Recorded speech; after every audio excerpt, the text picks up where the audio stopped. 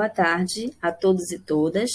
Estamos aqui para mais uma aula e na nossa aula de hoje nós vamos trabalhar a unidade 3, em que nós iremos tratar sobre a educação na Constituição de 1988. Então, falar em educação enquanto condição humana, enquanto princípio à dignidade humana, enquanto direito humano, não se resume ao direito de ir à escola, certo? Então, quando eu falo a educação enquanto direito humano, a educação é um direito humano que deve ser exercido por todos. Esse direito, ele não se limita à simples matrícula e frequência do aluno à escola, como está afirmando aqui DESCA 2011.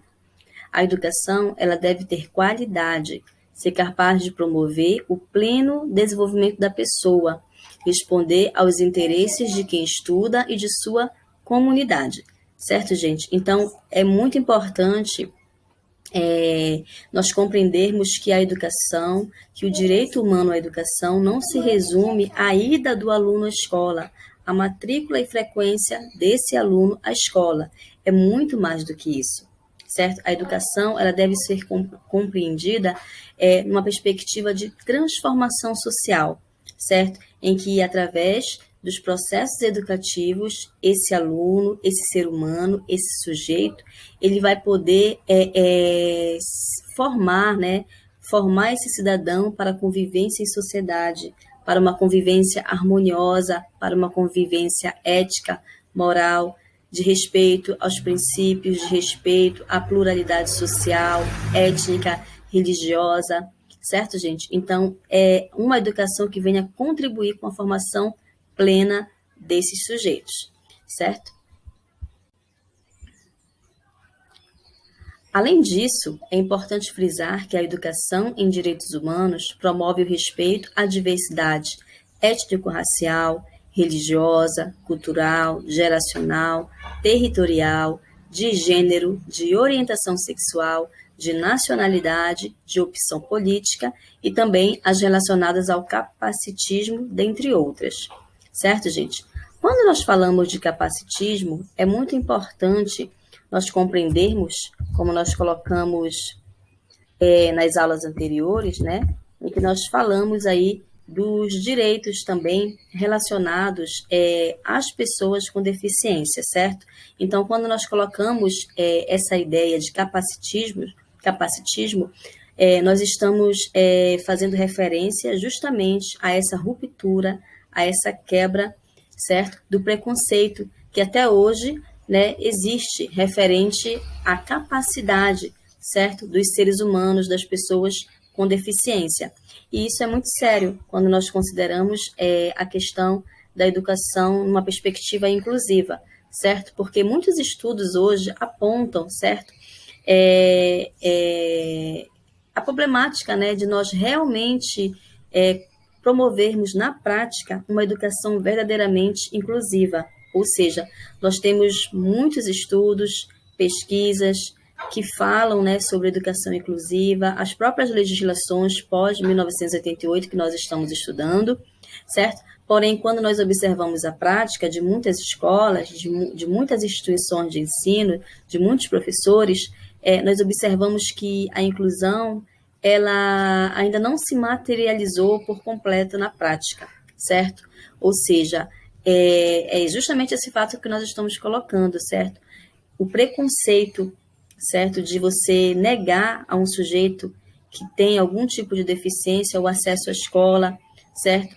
Ou mais sério que isso, né? Às vezes ele está ali matriculado na escola, ele está ali frequentando a escola, porém, a educação que é promovida naquele espaço, naquela instituição, não é uma educação que vá de encontro com as necessidades daquele sujeito e daquele indivíduo, como nós estamos estudando nessa unidade 4, as práticas educativas voltadas para as pessoas com transtorno do espectro autista. Ou seja, quando eu penso essas práticas educativas, eu devo pensar quem é o meu aluno.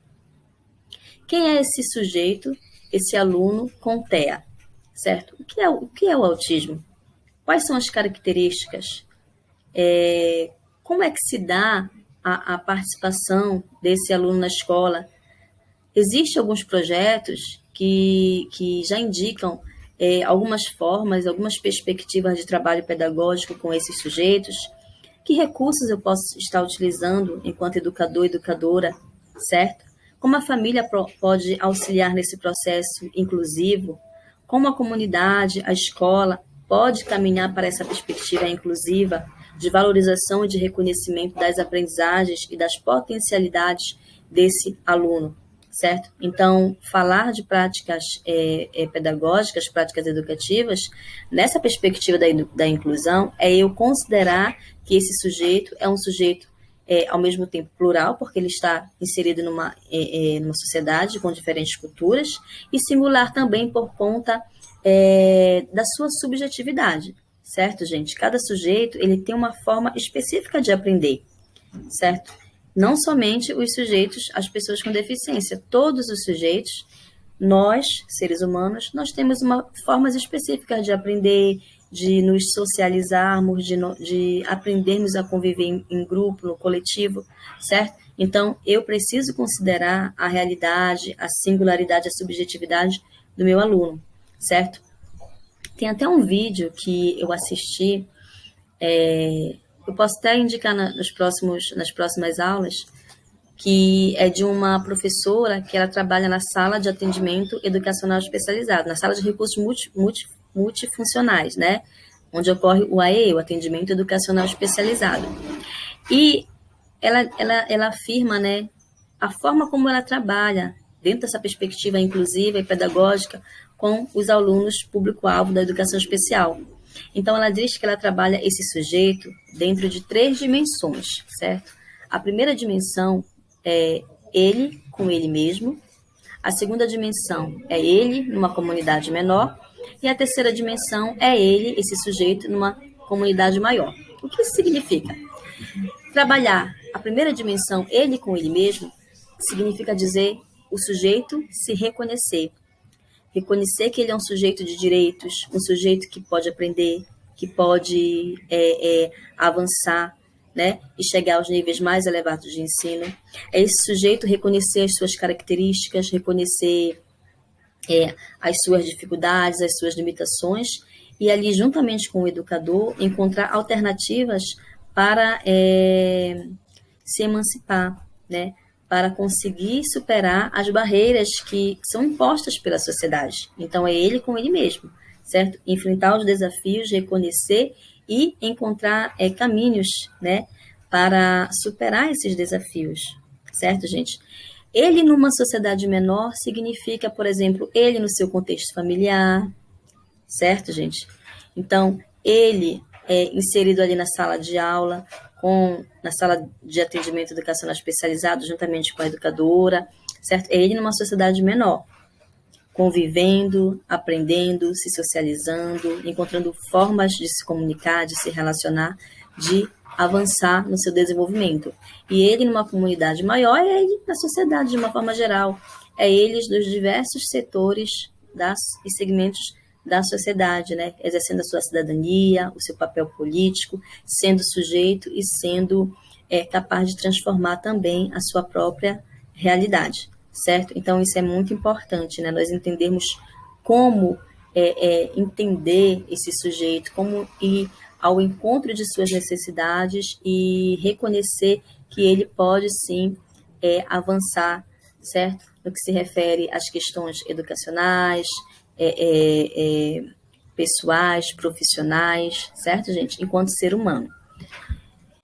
E quando nós falamos também aí da legislação inclusiva na área da educação pós-Constituição de 88, porque primeiramente veio a Constituição de 88 e lá no artigo 205 da Constituição de 88, ele vem colocar a educação pública enquanto direito, certo, do Estado, certo, e de participação da família ali. Então, a educação pública ela deve ser acessível a todos, independente de classe, de diferença sexual, de gênero, de etnia, certo? Então, a educação pública é um direito de todos. A Constituição Federal vem afirmar esse direito, sendo voltada ali para o exercício da cidadania, para a formação de sujeitos, certo? sujeitos que venham contribuir para uma sociedade mais justa, mais plena, igualitária e democrática, certo? E aí, a partir da Constituição de 88, outras políticas públicas inclusivas as vão sendo ali criadas, certo, gente? A fim de caminharmos para essa perspectiva inclusiva. Então, nós vamos ter aí a lei, por exemplo, a LDB, a lei número 9.394, 9394 de 96. Então, a partir do artigo 58 em diante, a LDB ela vem aí fortalecer também, certo? Essa perspectiva inclusiva, certo, gente? Legitimar uma educação voltada para a inclusão dos alunos com deficiência, certo? Nas escolas regulares de ensino, certo? Devendo promover uma educação inclusiva, qualitativa, certo, gente? Então, a educação inclusiva ela vem aparecer na LDB como uma modalidade de ensino também. E nós vamos ter também o Plano Nacional dos Direitos da Pessoa com Deficiência, que é o Plano Viver Sem Limites. Esse plano, que vocês já leram lá no material de vocês, ele é muito importante, porque ele desencadeia uma série de políticas, de objetivos a serem alcançados, certo? Em prol dessa legitimação da educação inclusiva. Então, por exemplo, o plano, né, ele tem 4 eixos, que é o eixo da educação, o eixo da inclusão social, o da acessibilidade e a atenção à saúde. No que se refere ao eixo educacional, já que nós estamos trabalhando com as práticas educativas para alunos com TEA, certo? O eixo educacional ele vem prever a implantação de sala de recursos multifuncionais, certo? Nas escolas regulares de ensino, que dentro dessa sala de recurso multifuncional é onde ocorre o atendimento educacional especializado, como nós já falamos sobre isso em outras aulas, certo?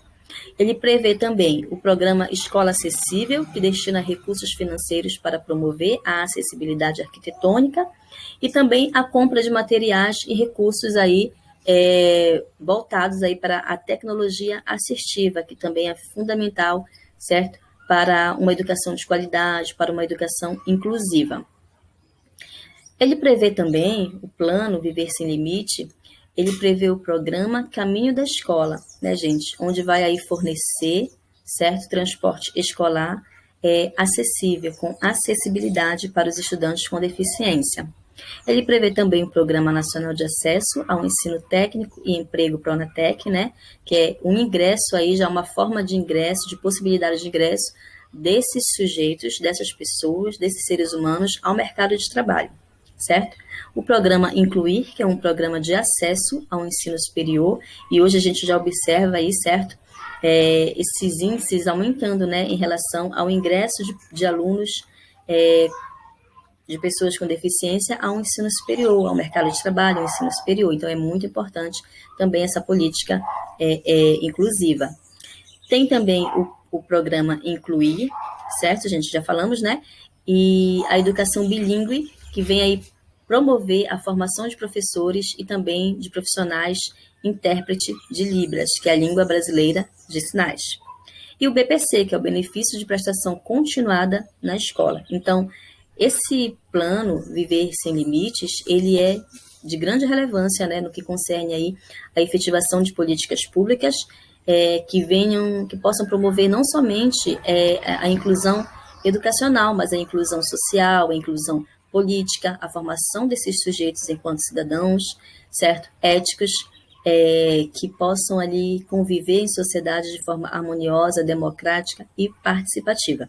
Então, é de grande relevância também. A garantia dos direitos da pessoa com autismo e a importância da Lei 12.764 de 2012.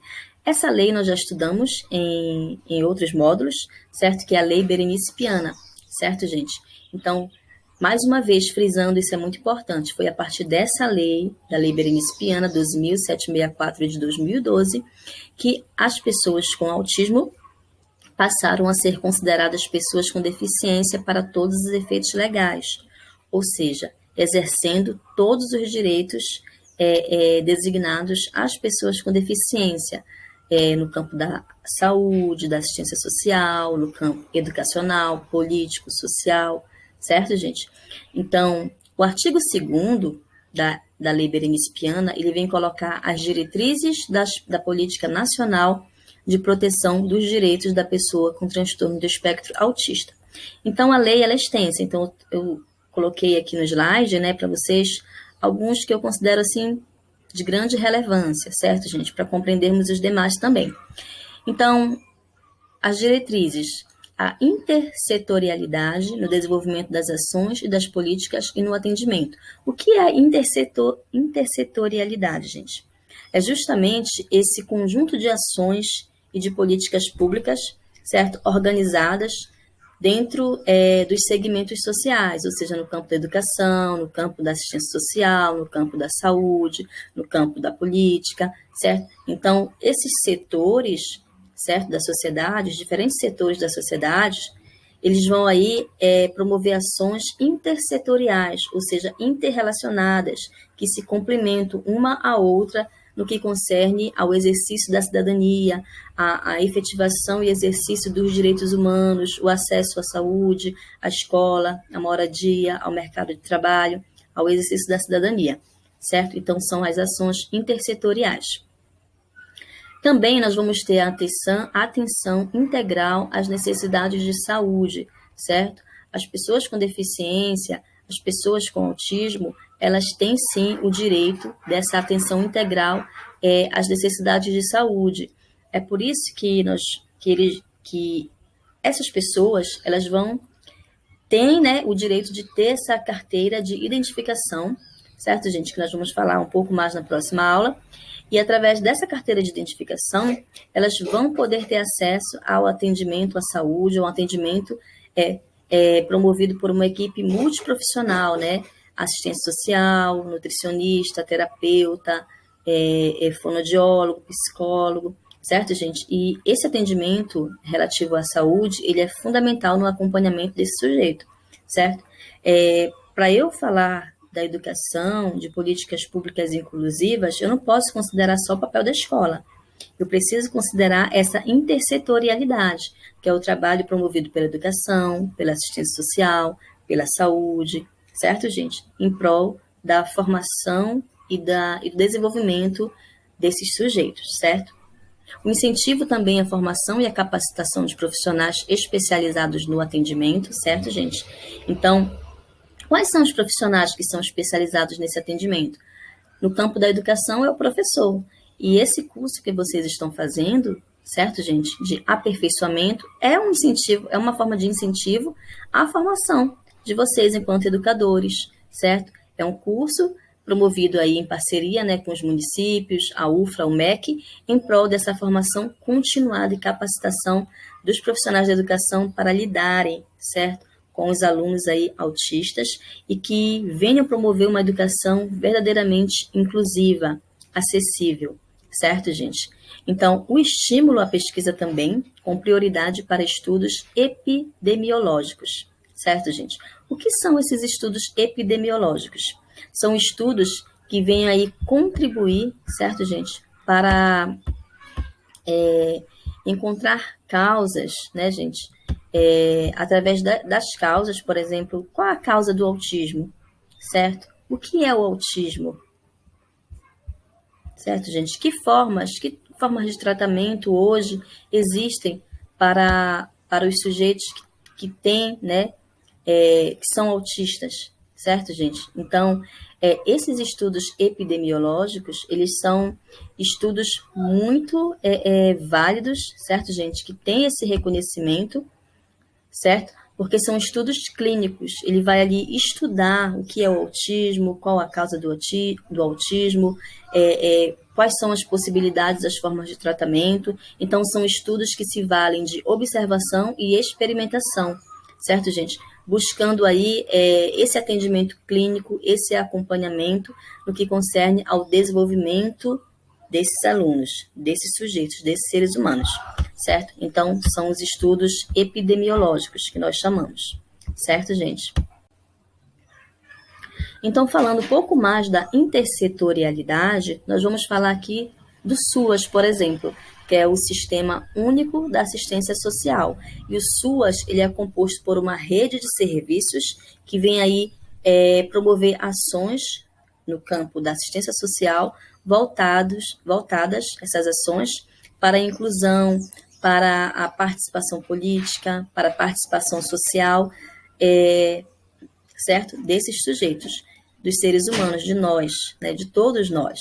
Então, por exemplo, nós vamos ter o CRAS, que é o Centro de Referência da Assistência Social, certo? Nós vamos ter também o CREA, que é o Centro de Referência Especializado da Assistência Social.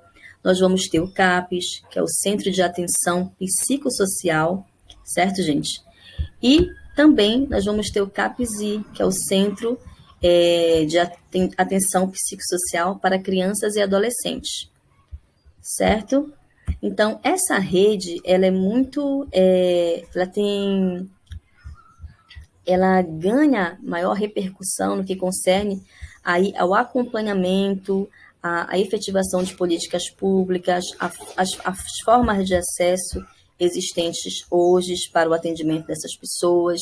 Então, o CAPES, ele também vai ser voltado para as pessoas com transtornos mentais, certo? Que é o Centro de Atenção Psicossocial voltado para as pessoas com transtornos mentais. Ou seja, essa rede de serviços, elas vão compor o SUAS, que é o Centro Único da Assistência Social. Sistema Único da Assistência Social, e vai compor aí a intersetorialidade, certo, gente? Então, eu preciso saber encaminhar, como encaminhar e quando encaminhar o meu aluno, a família do meu aluno, a uma dessas redes de serviços, dependendo de cada caso, que nós vamos também estudar na próxima aula. Quando é que eu caminho para o CRAS? Em que situação eu posso estar caminhando essa família, o meu aluno com TEA, né, para o CAPES, para o CREAS, enfim. Então, é muito interessante nós termos essa compreensão e esse conhecimento de saber quando encaminhar, certo? E como a família ela pode acessar a essa rede de serviços compostas aí no seu município, certo? Nós vamos ter também a assistência à saúde. A assistência à saúde, nós vamos ter essas duas redes, tá? Que é o SUS, formado pelo Sistema Único de Saúde, e o NASF, tá, gente? Então, é muito preciso, fundamental, nós conhecermos se no nosso município, por exemplo, tem o NASF, né? Que é o Núcleo de Apoio à Saúde da Família, certo, gente? Então, tanto o SUS quanto o NASF, eles são de grande relevância também para esse acompanhamento, certo? No campo da saúde, por profissionais da área da saúde, certo, gente? Então, também, na nossa próxima aula, nós vamos saber quando encaminhar para o SUS, né? Essa família, para o NASF, como a família pode procurar identificar se no seu bairro, se no seu município, se tem o NASF, como acessar o NASF, que documentos, certo, são precisos para você ter acesso, certo, gente, a essa forma de assistência. Então, é muito interessante nós termos esses conhecimentos para saber encaminhar as famílias dos nossos alunos, dependendo de cada caso, certo, gente? Então, essa foi a nossa aula e até a próxima.